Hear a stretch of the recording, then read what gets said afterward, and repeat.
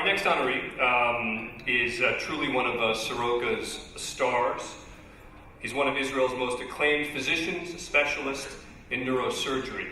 He worked around the clock for 50 days during Operation Protective Edge, providing critical care to wounded soldiers.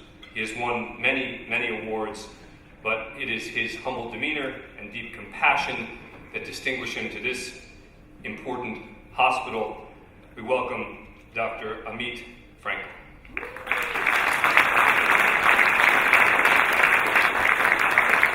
I'm really excited to be here tonight. Just think about it, coming all the way from Beersheba, from Soroka to New York City, and to find so many good friends here tonight.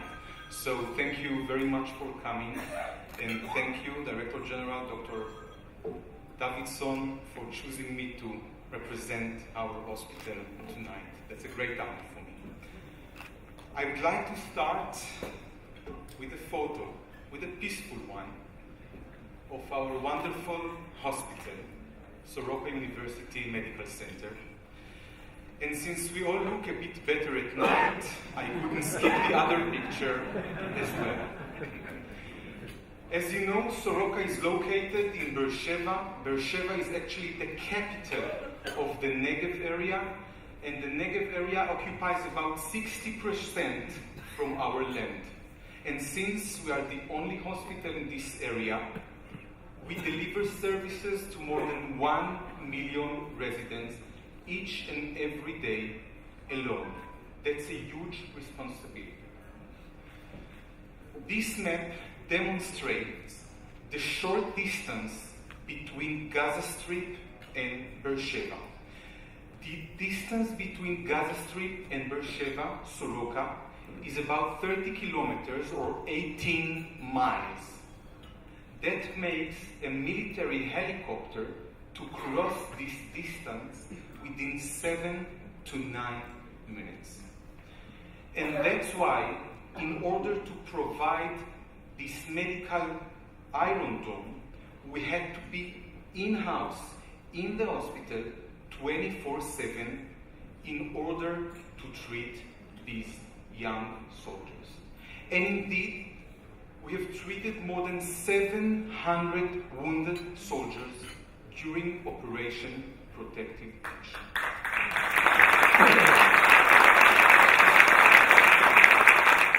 50 of them were severely wounded and needed hospitalization in our critical care unit for a longer period of time.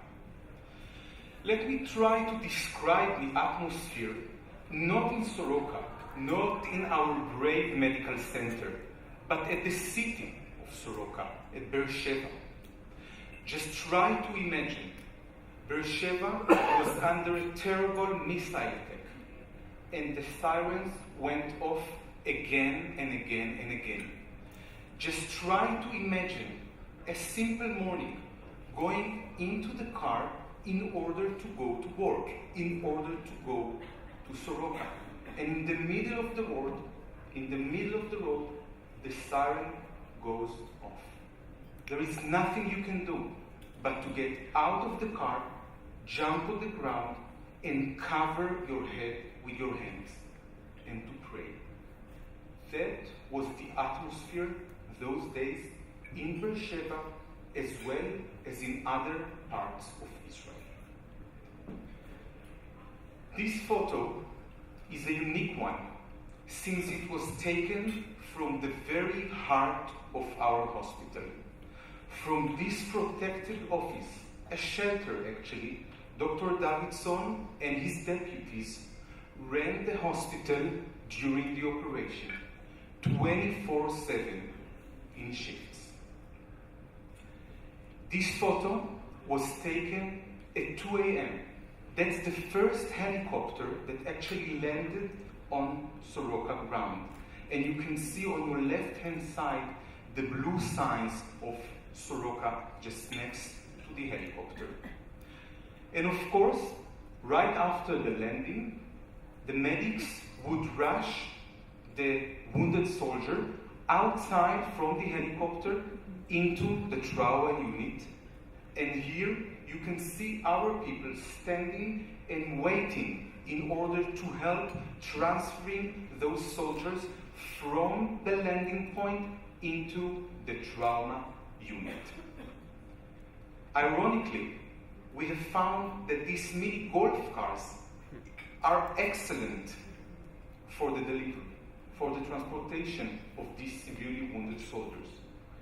Quick cars, very light, and indeed we have used these mini golf cars during the operation to transfer the soldiers from the landing area into the trauma unit. We have found them so useful that during the operation we have decided to bring some more of these mini golf cars from the north of Israel to Soroka, to the south, via trucks. Please note the barriers that we have used in order to protect the privacy of the soldiers and to avoid other people to take photos of them. This is the main entrance to our trauma unit. Through this door, hundreds of soldiers entered Soroka within a short period of about 50 days. Here you can see some of my colleagues standing and waiting for the wounded soldiers to arrive.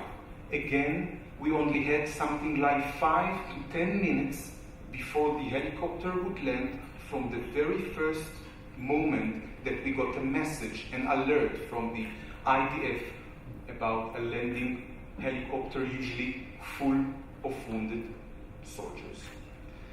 Dear friends, this is an amazing photo that it was taken just a few seconds after a wounded soldier was entered into the trauma unit.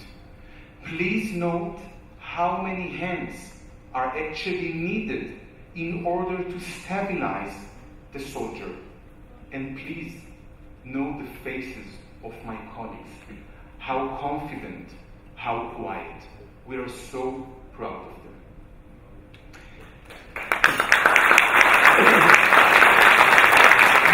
Are actually our medical students. And our medical students, I'm so proud to say, insisted to be there with us, even though they couldn't really treat the soldiers, obviously, but they insisted to be there with us and to help with all kind of technical issues. And again, please remember, sirens and rockets, but they came and insisted to be there with us. And this is a great photo, I think, of one of our colleagues, Professor Gala.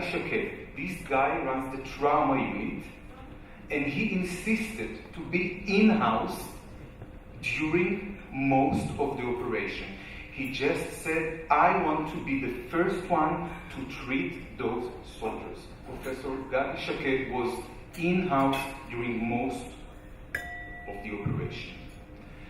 Terror is everywhere, and terror can hit anytime. That's why we have decided that each and every soldier would be escorted by a security officer. Here you can see a security officer running in front of the bed, leading the bed directly into the trauma unit. Every second counts. Just watch this unbelievable photo. This soldier was just taken out of the helicopter, being ventilated by a physician on this mini golf car while being transferred into the trauma unit. Think about those terrible seconds, those critical seconds of being able to save life. That was the finest time of some of the Israeli citizens. Thousands of them came to our medical center to support the soldiers, to support the families, and to support us as a medical team. These wonderful people brought food. Some of them brought flags. Some of them brought only smiles, and some of them brought flowers. Allow me to share a story with you, a story about my personal hero from that operation, the story of Daniel Fish. Daniel was born in a kibbutz in the north of Israel, far away from us, far away from Soroka. And when he reached the age of 18, he had decided to volunteer to an elite unit in the Israeli army. And so he did. During the operation, Daniel and his friends got a special mission.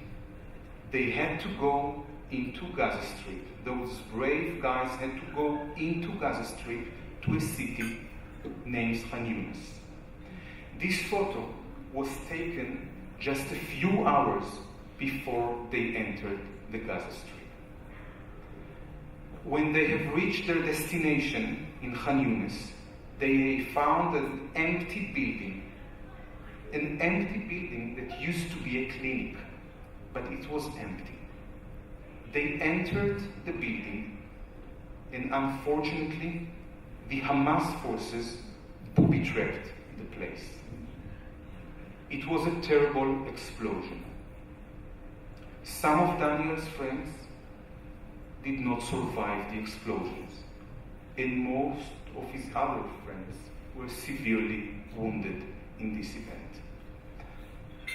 And of course, minutes later, the helicopter with the wounded soldiers landed on our ground. Many severely wounded soldiers were rushed into the trauma rooms within minutes. I can definitely remember this day. I can feel this day and smell it very well. The trauma unit was full of people. We had only one trauma bed left. And then a terrible surprise. Without any notice, another helicopter landed. This helicopter was planned to land in the middle of Israel, in the center of Israel. But since one of the soldiers in this helicopter quickly deteriorated, the physician on board, the physician in the helicopter, had no choice but to get the right decision to land without any notice on our ground. For us, it was a mass casualty event. We had to use the emergency speaker system of our hospital and to call for more medical teams to rush into the trauma unit and to help. In this second helicopter was Daniel Fish. Daniel arrived pulseless. And thanks God, we have managed to save his life. Daniel occupied our last trauma bed in our trauma center. It was our last trauma bed. Obviously, Daniel had to go through several procedures in the next following days, surgeries, operations, and obviously a few days later admitted to the critical care unit for many more days because he needed ventilator, and he was unconscious. This happy photo was taken at the beginning of this year. You can see Daniel standing and smiling. Thanks to Daniel, we have realized that in order to provide the medical Iron Dome in the future to our soldiers, we have to extend the trauma room. Thanks to Daniel that occupied the last bed, we came to the conclusion that we need some more beds. Dear friends, Just before Daniel left our critical care unit, we hugged. And I promised Daniel that I would come to his kibbutz in the north of Israel to have a beer with him. Unfortunately, I didn't find time for that beer. But then I realized that the beers here in New York are much better. So, ladies and gentlemen, please welcome my personal hero in New York, Daniel.